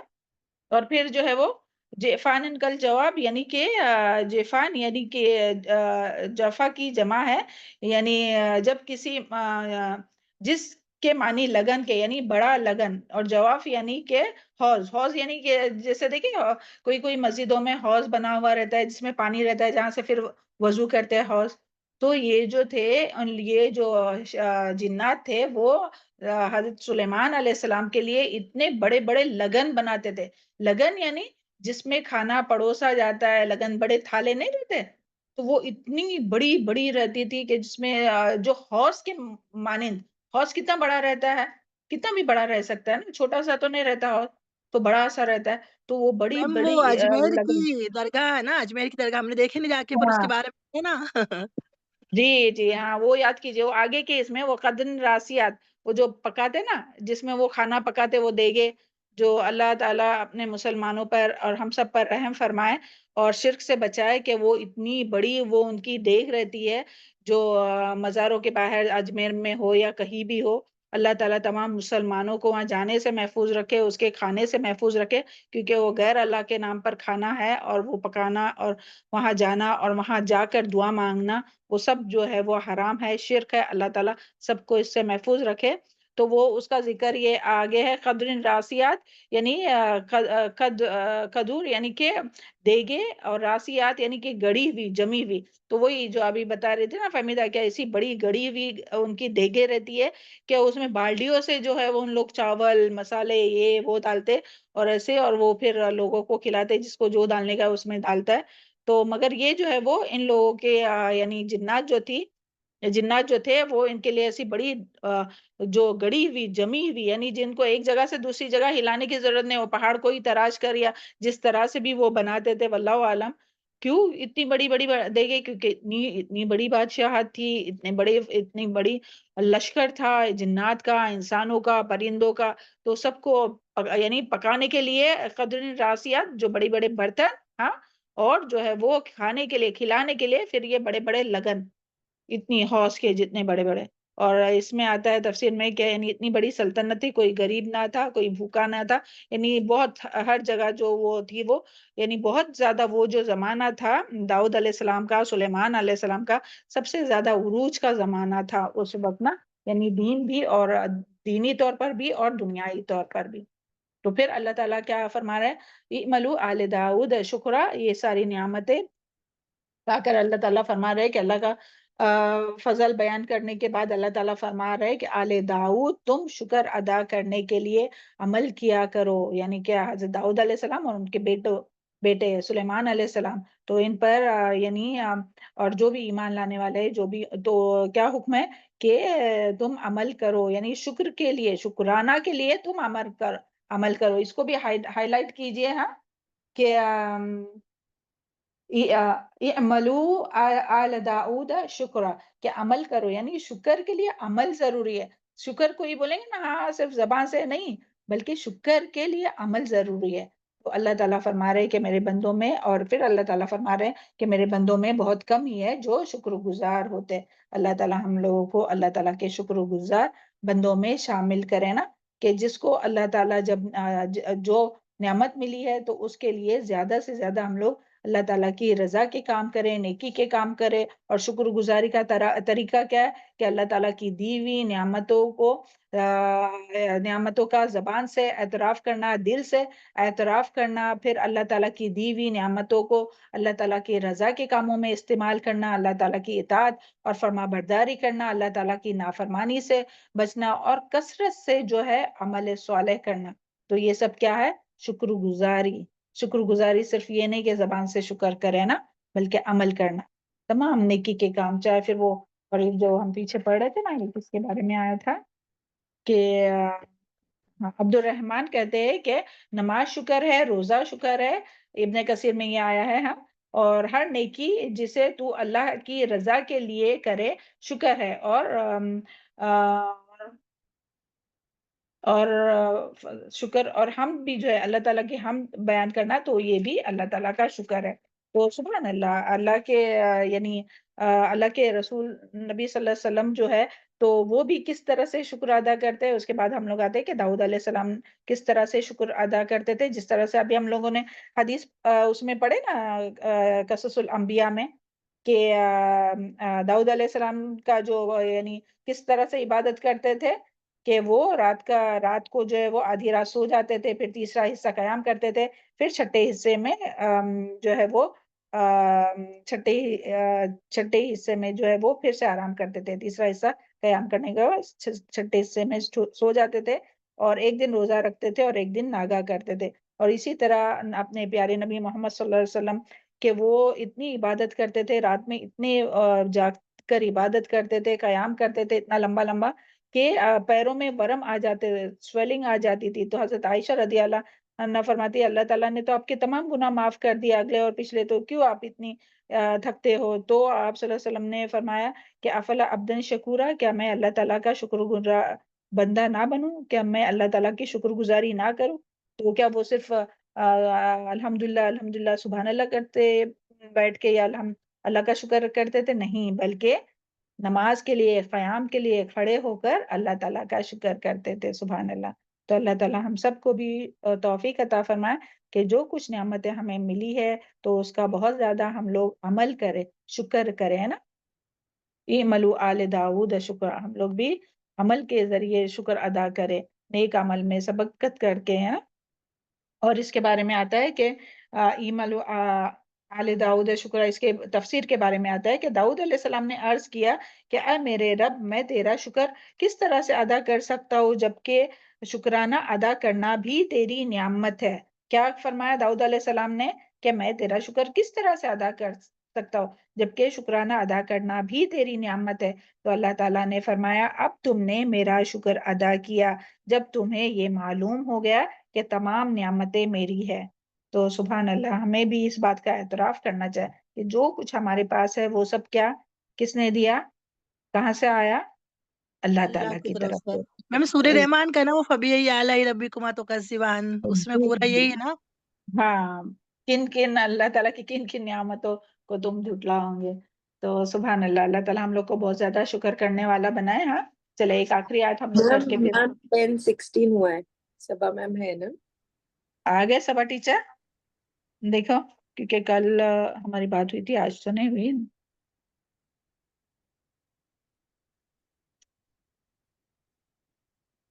کل بولے تھے شاید آج بھی نہیں ہوں گے، مگر آج ہم نے دیکھے نہیں نور تھے. ہے میم، کوئی نور ہے لیکن میم تو صبا نور صبا لکھتے ہیں نہیں نا. نہیں، ہاں جی جی، نہیں کیونکہ کل ہم کو بولے تھے ان کی طبیعت نہیں اچھی ہے تو وہ کل اور آج نہیں ہوں گے.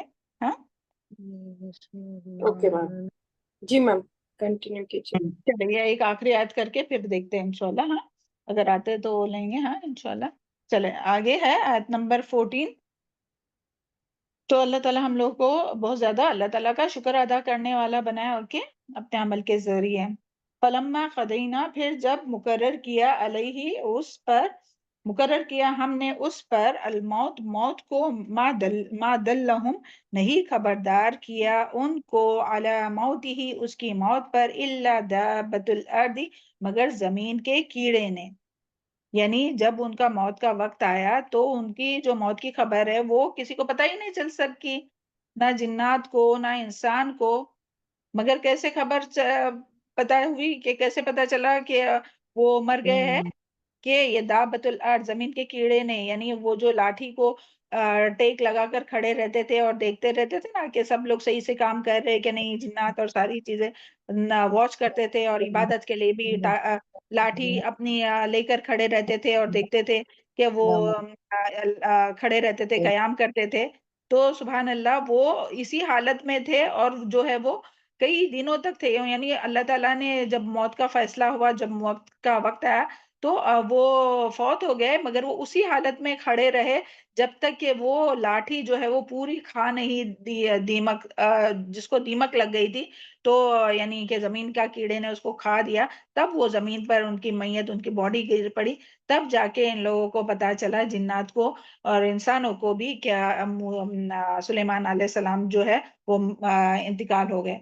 ताकुलु, तो यहाँ वही बात आई है, मिनसबी, इसके असा को, फलम्मा, फिर जब खर्रत, गिर पड़ा, तबय्यनतिल जिन्नु, जान लिया जिन्होंने, अल्लाह कानू, के अगर होते वो, या लमूना, वो इल्म रखते, गैब का, मा लबीसू, ना वो ठहरते रहते, फिल अजाब मुहीन, अजाब में रुसवा कुन। देखे क्या यहाँ से बात समझ में आ रही, कि अगर उनको ये बात का, यानी अगर वो लकड़ी को घुन नहीं लगता तो उनको तो पता ही नहीं चलता था, तो यानी उसकी वजह से उनको पता चला कि वो गिर पड़े हैं, तो तब उनको एहसास हुआ कि इतने लंबे अरसे तक, अभी इंशाल्लाह थोड़ा डिटेल हम बताते हैं, और कि इतने लंबे अरसे के बाद उनको, जब वो गिर गई ना, उनकी डेड बॉडी जो टेक लगाकर खड़े थे, तो जब वो गिर गए तब पता चला जिन्नात को कि वो गैब के बारे में नहीं जानते, मगर उनका क्या अकीदा था कि वो जो है वो गैब के बारे में जानते हैं। और आज भी लोग क्या समझते हैं कि जिन्नात जो है वो गैब के बारे में इल्म रखते हैं। तो यहाँ यही बात आई है कि गैब का अगर उनको इल्म रहता, तो ये जो कह रहे ना कि मा लबिसु फिल अजाब मुहीन, यानी फिर इतना टाइम तक, जितने टाइम तक वो मरने के बाद भी, यानी एक तो पहले हयात थे मूसा अलैहिस्सलाम, तब तो वो उनका हुक्म मानते थे, मगर मरने के बाद जो इतना टाइम जो उन्होंने काम किया ना, कितने अरसे तक, कई लंबा अरसा था, 4 मंथ किसी में आता है, किसी में क्या, तो वो इतना टाइम तक काम ही नहीं कर सकते, काम ही नहीं करते थे।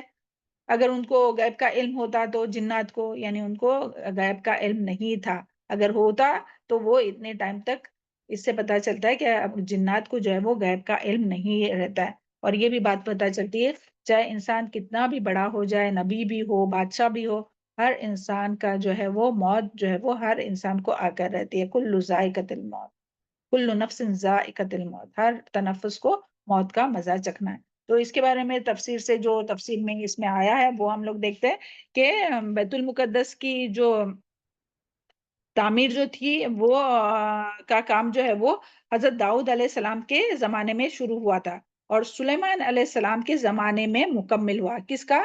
बैतुल मुकद्दस की तामीर का। ओके, तामीर का काम बाकी ही था कि आप यानी सुलेमान अलैहिस्सलाम की मौत का वक्त आ पहुंचा। तो यानी तो यानी ये जो तामीर का जो काम था, वो जो है वो सुलेमान अलैहिस्सलाम ने किसके सुपुर्द किया था? जिन्हों के सुपुर्द किया था।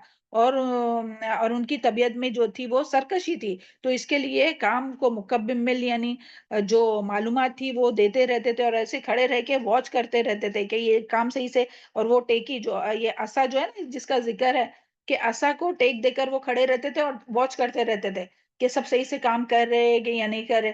तो जब वो देखते थे जिन्नात भी कि हाँ सुलेमान अलैहिस्सलाम जो देख रहे हैं, तो वो अपना काम करते रहते थे तेजी से, और करते रहते थे। तो जब मौत का वक्त आया, तो उस वक्त यानी तमाम जो तफसीर, यानी जो मालूमात थी कैसे बनाना है, क्या करना है, वो सब बता दिया। और फिर सुभान अल्लाह, अल्लाह ताला ने इसका इस तरह से इंतजाम किया कि मौत के वक्त आया तो सुलेमान अलैहिस्सलाम जो है वो अपने यानी सब उनको इंस्ट्रक्शन देने के बाद, हिदायत देने के बाद, अपनी इबादत गाह में, और वो जो इबादत गाह कहते हैं कि वो कांच का बना हुआ था, जो यानी इसी यानी अंदर से बाहर और बाहर से अंदर का नजर आ सकता था।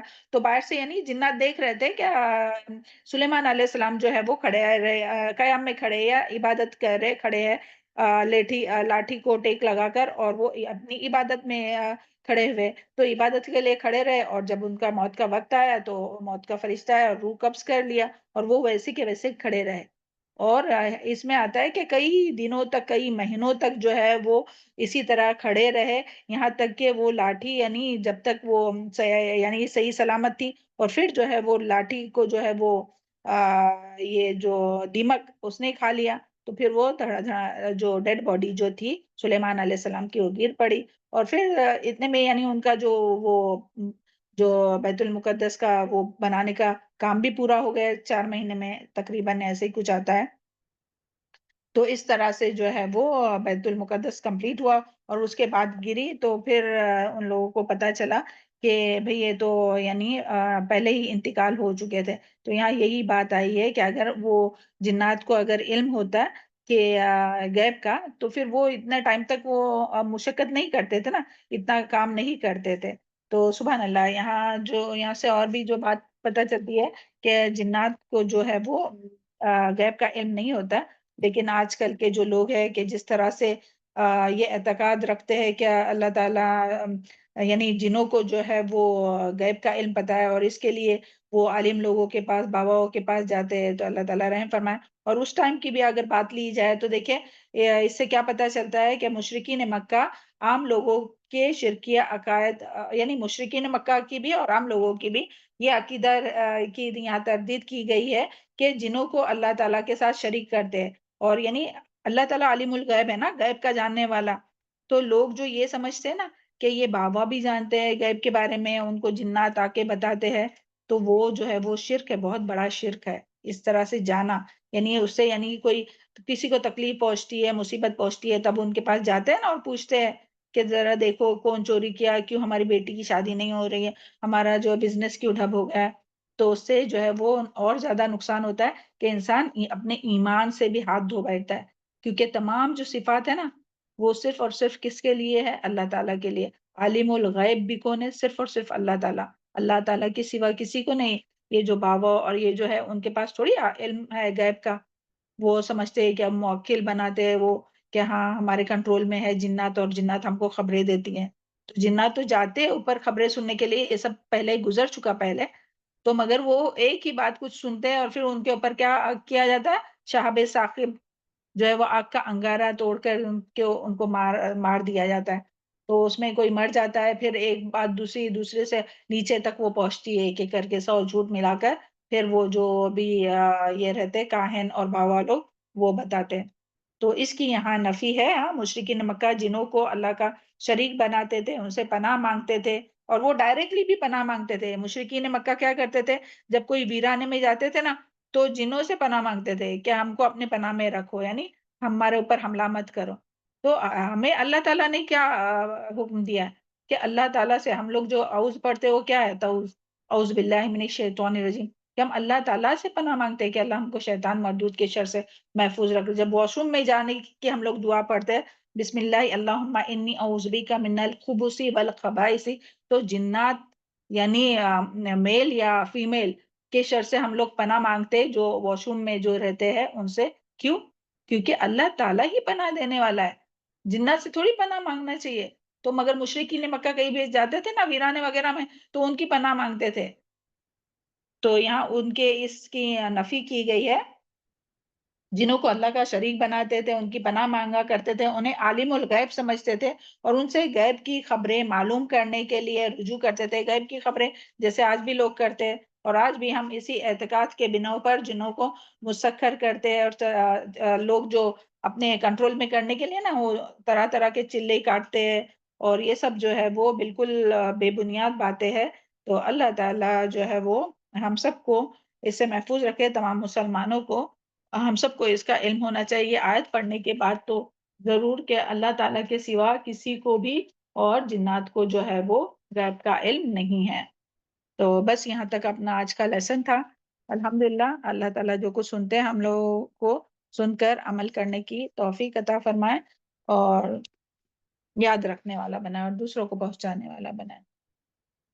چلے، سبحان ربک رب العزت عما یصفون وسلام علی المرسلین والحمد للہ رب العالمین۔ ربنا تقبل منا انك انت السميع العليم وتب علينا انك انت التواب الرحيم سبحانك اللهم وبحمدك اشهد ان لا اله الا انت استغفرك واتوب اليك اللهم اغفر لي وللمؤمنين والمؤمنات والمسلمين والمسلمات والاحياء منهم والاموات اللهم اشف مرضانا ومرضى المسلمين۔ السلام علیکم ورحمۃ اللہ وبرکاتہ۔